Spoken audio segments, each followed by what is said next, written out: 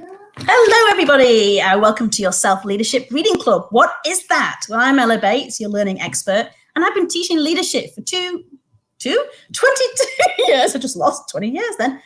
22 years of my life. And self-leadership is a massive part, in fact, a critical skill of good leadership of other people. If you want to inspire or mentor other people, formally or non-formally. So we decided to start the Self-Leadership Reading Club. We're reading Jack Canfield's The Success Principles. We are, in fact, up to episode 19, so check out the YouTube channel if you want to go and have a look at the other episodes. If you are here live, say hi, tell us what you're thinking. What are your thoughts around the particular principle? But today's principle, principle 19, use feedback to your advantage. Now, this is a delicate one, so I'm going to start and stop reading from this, and we'll talk about it, and I'd love to hear your thoughts. Feedback is the breakfast of champions. Don't you just love that? Feedback is the breakfast of champions. Ken Blanchard said that. If you've ever read the book 1 Minute Manager, it's really, really great. Once you begin to take action, you'll start getting feedback about whether you're doing the right thing. You'll get data, advice, help, suggestions, direction, and even criticism that will help you constantly adjust and move forward while continuing enhancing your knowledge, abilities, attitudes, and relationships. But asking for feedback is really only the first part of the equation. Once you receive feedback, you have to be willing to respond to it. Now, I would like to add a little something in here. Not everybody has the skills to be able to give really great feedback. Would you agree? Have you had formal training on how to give really great feedback? Maybe people don't give you the feedback in the moment when they should be doing, and you hear about it 3-4 months later and you think, I don't even remember what that was, right? It's the worst thing when you're communicating, you think, I don't actually remember that event. Feedback is great in the moment. If you're going to give feedback, give it to somebody in the moment. But you need to cleverly communicate, because what you don't want it to do is come across as a heightened criticism. And yes, critiquing something is super, super important. I just realized the badge is on my head here. A criticism is really important in order for us to improve, but there's a way to deliver that. And there's a whole other conversation right there. There are 2 kinds of feedback that you might encounter, negative and positive. And we tend to prefer the positive. Of course we do. That is the results, the money, the praise, a raise, even a promotion, satisfied customers, award, happiness, inner peace, and so on and so forth. It feels better, right? It tells us that we're on course and that we're doing the right thing. We tend not to like negative feedback. Lack of results, little or no money, criticism, poor evaluations, etc. However, there is so much useful data in negative feedback as there is in positive feedback. It tells us that we're off course, that we're headed in the wrong direction, doing the wrong thing, and that is really valuable. In fact, it's so valuable that one of the most useful projects you could undertake is to change how you feel about negative feedback. I like to refer to negative feedback as information about improvement opportunities. The world is telling me where and how I can improve what I'm doing, and here is a place I can get better. Here is where I can correct my behavior to get even closer to doing what I want, to getting more of what I want. To reach my goals more quickly, you need to welcome, receive, and embrace all the feedback that comes your way. So always consider how you are getting feedback. And one of the best ways is literally to ask, hey, I would like some feedback on this. I would like some feedback on this document that I've wrote. I would like some feedback on the logo I've created. I'd like some feedback on how I'm doing communicating. Is the way I'm communicating really great, or is it not so great?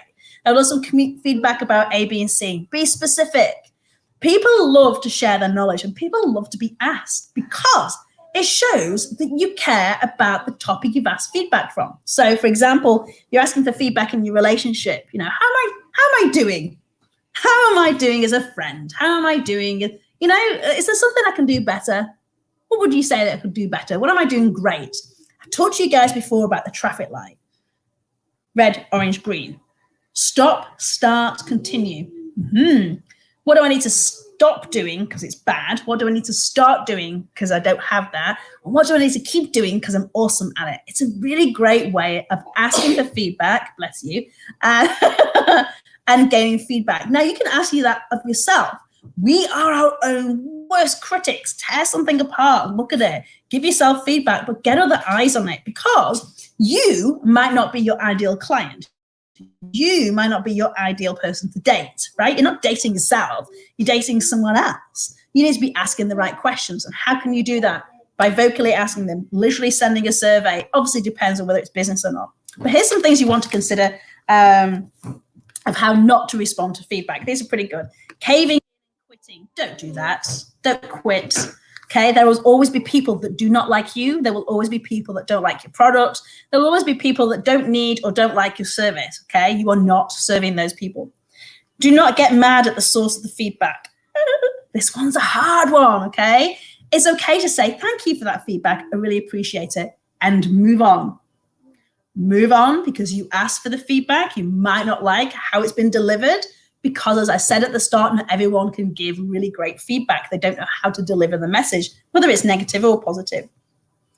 Do not ignore the feedback, because if they're giving you feedback, it's important data. Now, if you've gone to the right people to ask the right questions, then you definitely shouldn't ignore it. If you're going to your ideal client to ask questions, you do not want to ignore it. Maybe you need to change your ideal client. Maybe you need to relook at your client avatar. Maybe you need to change who you're dating, right? Go to the right people. Very, very important. Let's see here. I don't want to read out all the stories because there is a lot. Look for patterns. Oh, yes, this is important. Look for patterns in the feedback. Critically analyze that data. Where are the patterns? You're not going to want to look at all the data as a whole, here's all the feedback, here's all the negative, here's all the positive. Look for the trends, look for the patterns. Here's an example of that. You should look for the patterns in the feedback you get. As my friend Jack Rosenblum says, if one person tells you you're a horse, they're crazy. If 3 people tell you you're a horse, there's a conspiracy. If 10 people tell you you're a horse, it's time to buy a saddle. I like that. The point is that if several people are telling you the same thing, there's probably some truth in it. Why resist it? You might think you might be right, but the question you have to ask yourself is, would I rather be right or would I rather be happy or successful? So true. I have a friend who would rather be right than be happy and successful. He got mad at everyone that tried to give him feedback. Don't talk to me that way. Don't tell me how to run my business. This is my business and I'll run it how I want to, for example. He was a my way or the highway person. He was not interested in anyone else's opinion or feedback. In the process, he alienated his family, all his employees, ended up being divorced. Kids didn't want to speak to him, and 2 bankrupt businesses. But he was right, and that's what he got out of it. What to do when the feedback tells you that you failed. This is a hard one, but I'm going to read it out to you. Acknowledge that you did the best you could with the awareness, the knowledge, and the skills that you had at the time. And especially if the feedback comes late, which you shouldn't do, it should be in time. Acknowledge that you survived and that you can absolutely cope with any and all of the consequences or the results. Write down everything you've learned from the experience. Make sure to thank everyone for their feedback, no matter whether it's positive or negative or delivered in a horrible way, okay?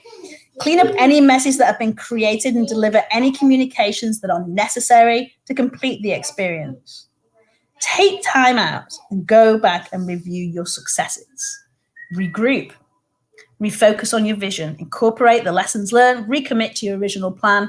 But the biggest thing that you need to do is stay in the game, because for whatever reason you had this plan, for whatever reason this was your goal, for whatever reason, and there was a big why behind it. Because if you've done some goal setting before, you know that you set that goal because there was a huge why attached to it. Enough pain by not doing it or enough pleasure from doing it, and you set it. So regroup, look at it, stay in the game, get that feedback, and make something awesome out of it, because feedback is super valuable. Like it says, it's the breakfast of communication. I thank you for joining us a very, very quick 10 minutes today. As you can hear, I've got kids in the background who want some attention, so I hope you're all safe. I'll see you on tomorrow's episode where we look at Principle 20. We are on Monday to Friday at 2 p.m. every day on YouTube. Have a great day, guys.